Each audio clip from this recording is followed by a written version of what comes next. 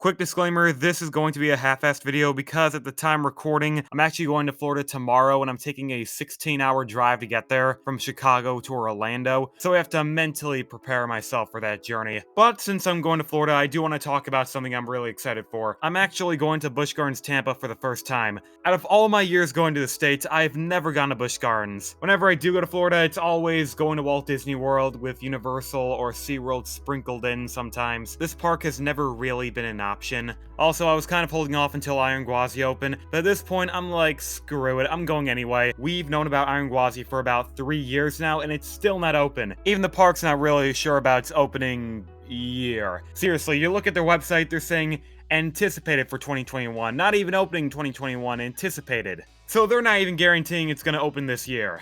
I just want some answer on their opening date, because it's coming to the point where I'm just ignoring Gwazi entirely. Has anyone actually been keeping up with Gwazi's status? Because I haven't. Truth be told, I forgot this ride was even a thing. It was the same way with Jersey Devil, I completely forgot about it, and the opening date just kind of snuck up on me. I'm just not gonna give this the time of day anymore. I wish I can give you a concrete answer of when Gwazi is going to open, but I'm not an inside source, I don't know what SeaWorld's intentions are, I'm just a guy with a microphone giving you my independent report and a terrible ballpark estimate. Anyway, let me just tell you what I found. So my first assumption was maybe Gwazi's having some structural issues. For those of you who don't remember or don't care, a few weeks ago there was an Ace Thrill Seeker event where there was a brief update on Gwazi. No comment on the opening day though. The only news that broke was a few people from Rocky Mountain Construction were working on the structure. Not sure if this was anything serious. Reports say there were some problems with the track. My take on this, maybe the structure was just swaying a little too much, and the crew from RMC was just trying to minimize that. It's normal for a structure to sway as a way to exert force.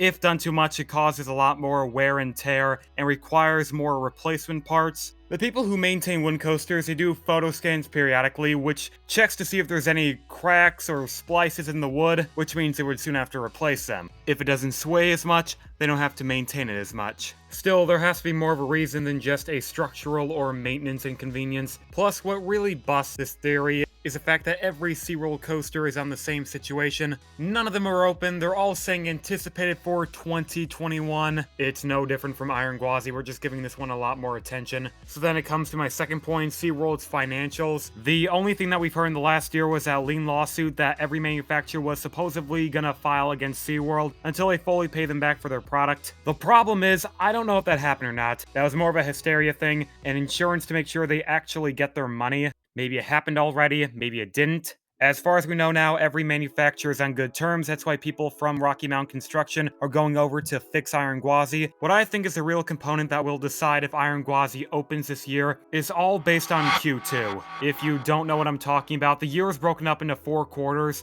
and at the end of each quarter, a company has to show their earnings report. And that happens after a cycle of 3 months. The earnings report shows all SeaWorld's financials, how their attendance is doing, their revenue, their gross profit, and the beginning of July is also the end of Q2. So my theory is, if everything is looking promising with the Q2 earnings report, the SeaWorld executives may make the choice to open Gwazi this year. But even then, I can still be unsure about this, because whether the earning reports are good or bad, the pendulum can swing either way for Gwazi to open or not. Like, let's say the earning reports are good. Revenue is up, they have extra capital, they may make the choice to open Gwazi for Q3.